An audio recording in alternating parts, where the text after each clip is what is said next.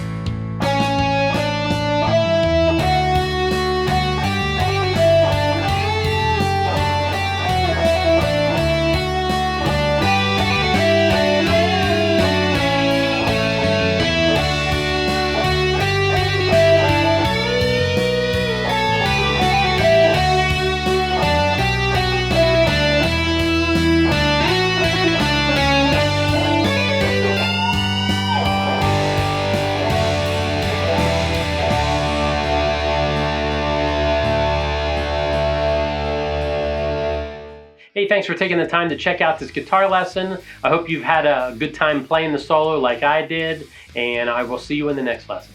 If you'd like to support the channel, please subscribe to this YouTube channel and hit that notification bell so that you know when I come out with new lessons.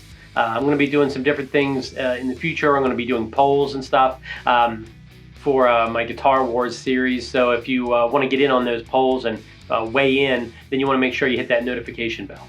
Another way you can support this channel is to head on over to patreon.com/GuitArmy. Over there, I have all my online guitar courses, guitar tabs. You can get a free copy of my my major and minor scales book. It's 80-some pages. There's a whole bunch of good stuff over there. So if you want to support the channel, please come over and check out that at patreon.com/GuitArmy. Yes, you can see it right there, huh? All right, thanks. I will see you in the next lesson.